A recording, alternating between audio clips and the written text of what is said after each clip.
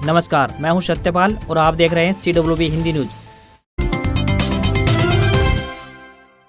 आज 1 जनवरी 2023 वार रविवार। आप सभी CWB हिंदी न्यूज व्यूअर्स को नववर्ष की हार्दिक शुभकामनाएं। आपका दिन मंगलमय हो। आने वाला साल आपके लिए ढेरों खुशियां लेकर आई। इसी आशा के साथ आइए बढ़ते हैं आज के मुख्य समाचारों की ओर।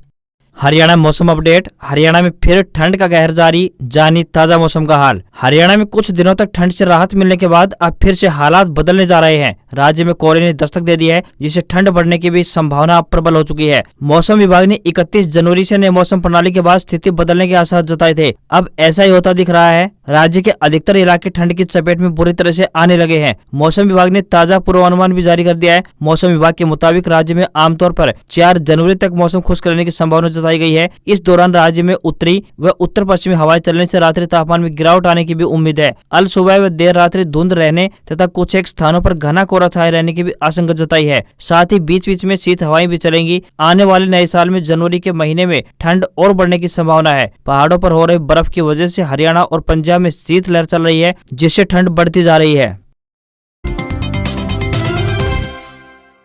हरियाणा CET परीक्षा रिजल्ट का इंतजार कर रहे युवाओं के लिए खुशखबरी है। हरियाणा सरकार के ग्रुप C के पदों के लिए प्रदेश में जो कॉमन एलिजिबिलिटी टेस्ट यानी CET आयोजित हुआ था, उसका परीक्षा परिणाम रिजल्ट 31 दिसंबर को देर रात्रि या फिर 1 जनवरी यानी आज सुबह जारी किया जा सकता है। मीडिया रिपोर्ट्स के अनुसार जब हरियाणा कर्मचारी चयन आयोग यानी HSSC के अध्यक्ष भोपाल सिंह खदरे से पूछा गया कि 31 दिसंबर 2022 को CET परिणाम जारी हो रहा है, जैसा कि आपने कहा था, तो अध्यक्ष ने कहा कि नेशनल टेस्टिंग एजेंसी यानी NTA से अभी बातचीत जारी है। उन्होंने कहा कि इसके लिए आयोग का पूरा स्टाफ शुक्रवार को लगा रहा। जब पूछा गया कि सामाजिक आर्थिक मानदंड के अंक आयोग जोड़ेगा या NTA जोड़ेगा, इस पर अध्यक्ष भोपाल सिंह खदरी ने बताया कि NTA ये अंक जोड़कर परीक्षा परिणाम जारी करेगा। अध्यक्ष का कहना है कि पूरी संभावना है कि देर रात्रि परीक्षा परिणाम आ जाएगा या फिर ऐसा नहीं हुआ तो 1 जनवरी को सुबह जारी किया जा सकता है। CET में जो उम्मीदवार अधिकतम अंक लेंगे, उनके लिए यह नया साल नौकरियों की बाहर लेकर आएगा। परिणाम घोषित होते ही आयोग पदों की भी विज्ञापित करेगा, जिसमें CET पास उम्मीदवार पद की योग्यता के अनुसार आवेदन कर पाएंगे, मगर आयोग पदों की संख्या का 4 गुना ही स्क्रीनिंग टेस्ट के लिए बुलाएगा।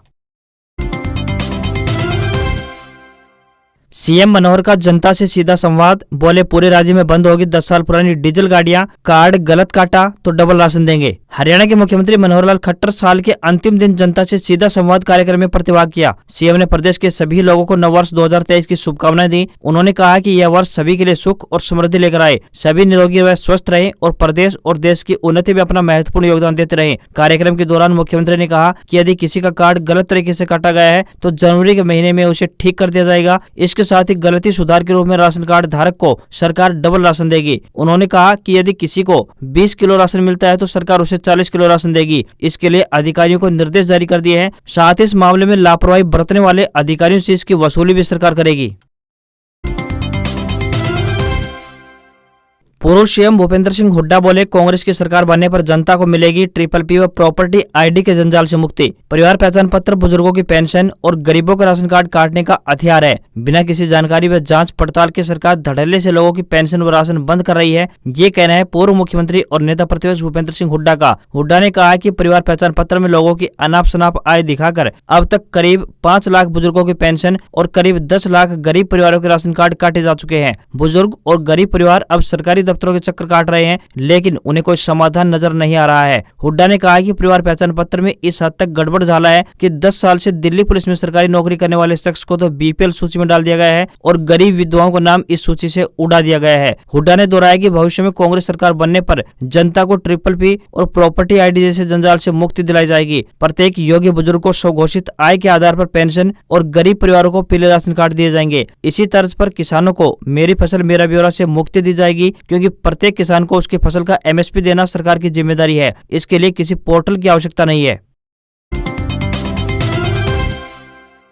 राम रहीम को सुनारिया जेल भेजे ग्रीटिंग कार्ड। सिरसा डाकघर के बाहर प्रेमियों को जमावड़ा। 25 जनवरी को शाह सतनाम का जन्मदिन। हरियाणा के रोहतक की सुनारिया जेल में बंद राम रहीम को नववर्ष और अवतार महादिवस की बधाई देने के लिए प्रेमियों ने हैप्पी बर्थडे कार्ड भेजने शुरू कर दिए हैं। शनिवार को सिरसा के डाकघर के बाहर प्रेमियों की लाइनें लगी रही। डेरा सच्चा सौदा के दूसरे गुरु शाह सतनाम का जन्मदिन 25 जनवरी को होता है, इसलिए प्रेमी जनवरी को अवतार माह के रूप में मनाते हैं। इसलिए वे डेरा प्रमुख को शुभकामनाएं लिखकर भेज रहे हैं। सिरसा ब्लॉक भंगीदास कस्तूर इंसा ने कहा कि डेरा प्रमुख को अवतार माह और नए साल के लिए बधाई दे रहे हैं, क्योंकि दूसरे गुरु शाह सतनाम सिंह का जन्मदिन इसी महीने में है। हरियाणा खेल मंत्री महिला कोच विवाद गहराया, डीजीपी ने गठित किया एसआईटी, 2 आईपीएस और 1 एचपीएस शामिल, स्पीकर से मिले संदीप सिंह। हरियाणा के खेल मंत्री संदीप सिंह और जूनियर महिला कोच विवाद मामले में हरियाणा के डीजीपी ने एसआईटी गठित कर दी है। इसमें आईपीएस ममता सिंह और समर प्रताप सिंह के साथ एचसीपी राजकुमार कौशिक को शामिल किया गया है। एसआईटी को लीड ममता सिंह करेगी। इधर चल रहे विवाद के बीच खेल मंत्री संदीप सिंह ने हरियाणा विधानसभा स्पीकर ज्ञानचंद गुप्ता से मुलाकात की। उधर हरियाणा के डीजीपी की ओर से एसआईटी को निर्देश जारी किए हैं कि वह महिला कोच के आरोपों की बिंदुवार जांच करे। साथ ही यह भी हिदायत दी गई है कि जल्द से जल्द इस मामले की जांच पूरी कर रिपोर्ट सौंप दी जाए।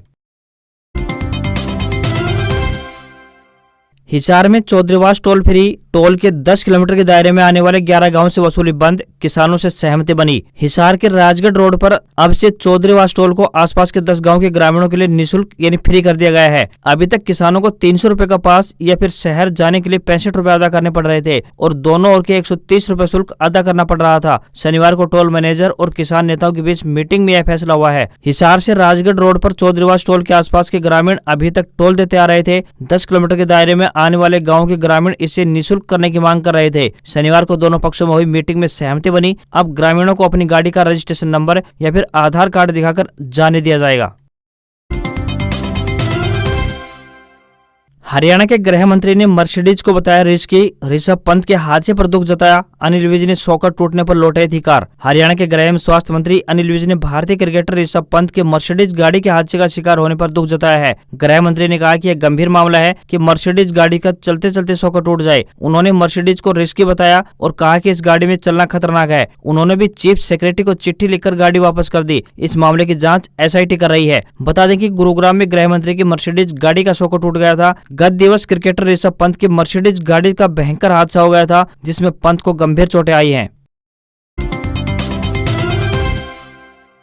रिटायरमेंट बेनिफिट्स में देरी का ब्याज नहीं मिलेगा, हरियाणा में लापरवाह अफसरों से होगी वसूली, खजाने पर बढ़ते बोझ को देख लिया गया फैसला। हरियाणा में रिटायरमेंट बेनिफिट में देरी का ब्याज सरकार नहीं देगी। इसके लिए देरी करने वाले ऑफिसर की जिम्मेदारी तय की जाएगी। साथ ही सरकारी कर्मचारी को देने वाले ब्याज की अदायगी के लिए रकम की वसूली भी लापरवाह अफसरों से सरकार करेगी। सूबे के सरकारी खजाने पर पड़ने वाले अतिरिक्त वित्तीय बोझ को कम करने के लिए सीएम मनोहर लाल खट्टर ने ये फैसला लिया है। हरियाणा सचिवालय के वरिष्ठ सूत्रों ने बताया कि इसमें संबंधित अधिकारियों को देरी से भुगतान करने पर ब्याज का भुगतान करने के लिए वित्त विभाग को बजट की मांग भेजते समय देरी के कारण का उल्लेख करने के लिए कहा गया है। हरियाणा में कोरोना के एक्टिव केस बढ़े, 24 घंटे में 20 हुई संख्या। गुरुग्राम समेत 3 जिलों में नए केस भी मिले। हरियाणा में कोरोना के बढ़ते खतरे के बीच सक्रिय मामले बढ़ गए हैं। 24 घंटे में इनकी संख्या बढ़कर 20 पहुंच गई है। चिंताजनक बात यह है कि जिलों में लगातार नए केस मिलने का सिलसिला जारी है। गुरुग्राम सहित 2 अन्य जिलों में 5 लोगों में संक्रमण की पुष्टि हुई है। हरियाणा स्वास्थ्य विभाग की ओर से लोगों से अपील की गई है कि सार्वजनिक स्थानों पर मास्क जरूर पहने। हरियाणा के 4 जिलों में एक्टिव केस हैं। सबसे ज्यादा बात करें तो गुरुग्राम में 16 मामले सामने आए हैं। फरीदाबाद में 2, जींद और कैथल में 1-1 एक्टिव केस है। हरियाणा में अब तक 10,714 लोगों की अब तक संक्रमण से मौत हो चुकी है। आंदोलन तेज करेंगे पटवारी कानून को, अंबाला में आम आदमी पार्टी ने दिया समर्थन। पटवारी बोले आर पार की लड़ाई लड़ेंगे। हरियाणा में 26 दिसंबर से हड़ताल पर चल रहे पटवारी और कानून को आंदोलन तेज करने की तैयारी में है। आंदोलन से जुड़ी आगामी रणनीति तैयार करने के लिए दी रेवेन्यू पटवार व कानून को एसोसिएशन के पदाधिकारी अंबाला पहुंचे और आंदोलन को तेज करने के लिए रणनीति बनाई। गौरतलब है कि पटवारियों और कानूनगों ने 36,400 पे ग्रेड की मांग पूरी न होने तक अनिश्चितकालीन हड़ताल जारी रखने पर अड़े हुए हैं। कड़ाके की सर्दी में अंबाला में डीसी ऑफिस के बाहर धरने पर बैठे हैं। शनिवार को आम आदमी पार्टी की उत्तर हरियाणा संयोजक चित्रा सरवारा ने धरना स्थल पर पहुंच हड़ताली कर्मचारियों को समर्थन दिया। चित्रा सरवारा ने कहा कि प्रदेश भर में कहीं 50 तो कहीं 80% पद खाली पड़े हैं। पुराने रिटायर हो रहे हैं लेकिन नए भर्ती नहीं किए जा रहे हैं। कहा कि काम बढ़कर दफ्तरों के साथ साथ फील्ड का ज्यादा हो गया है। सरकार ने योग्यता तो बढ़ा दी है लेकिन सैलरी स्लैब अभी भी पुराना है।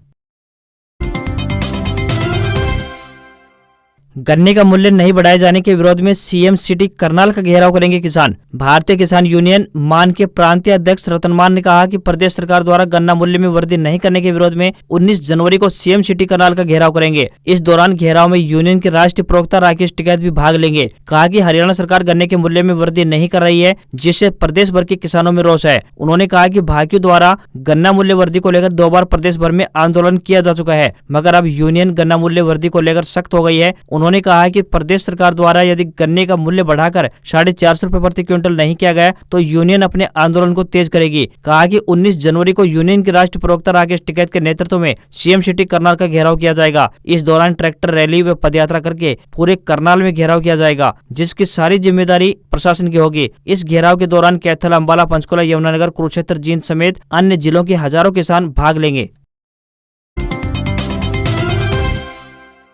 लोहगढ़ को मिलेगा नया स्वरूप, ऐतिहासिक धरोहर को पुनर्जीवित करेगी मनोहर सरकार। आजादी के अमृत महोत्सव के तहत बाबा बंदा सिंह बहादुर के त्याग, बलिदान और शौर्य की कहानी पूरे विश्व में फैले, इसके लिए हरियाणा के मुख्यमंत्री मनोहर लाल खट्टर ने लोहगढ़ को नया स्वरूप देने का निर्णय लिया है। मुख्यमंत्री इस ऐतिहासिक धरोहर को पुनर्जीवित करना चाहते हैं ताकि आने वाली पीढ़ियों को अपने शहीदों की कुर्बानी से प्रेरणा मिल सके। इसी कड़ी में मुख्यमंत्री मनोहर लाल खट्टर 1 जनवरी को बाबा बंदा सिंह बहादुर की ऐतिहासिक स्थली लोहगढ़ में विभिन्न विकास कार्यों का शिलान्यास करेंगे। मुख्यमंत्री इस दौरान बाबा बंदा सिंह बहादुर स्मृति स्थल पर एक अत्याधुनिक संग्रहालय का शिलान्यास करेंगे। लोहगढ़ में स्थित इस स्मृति स्थल को 20 एकड़ क्षेत्र में विस्तार दिया जाएगा। स्मारक परिसर में पंजाब की महान किला वास्तुकला देखने को मिलेगी। लोहगढ़ में बाबा बंदा सिंह बहादुर द्वारा बनाए गए नानकशाही सिक्के की स्थापना से प्रवेश द्वार की शोभा बढ़ेगी। संग्रहालय में बाबा बंदा सिंह बहादुर के जन्म से लेकर अंतिम दौर तक के संपूर्ण जीवन का सार दिखाया जाएगा। संग्रहालय की गैलरी 1 में बाबा बंदा सिंह बहादुर की जीवनी गाथा दिखाई जाएगी, जो जम्मू में उनकी युवावस्था से शुरू होकर नांदेड़ में समाप्त होगी,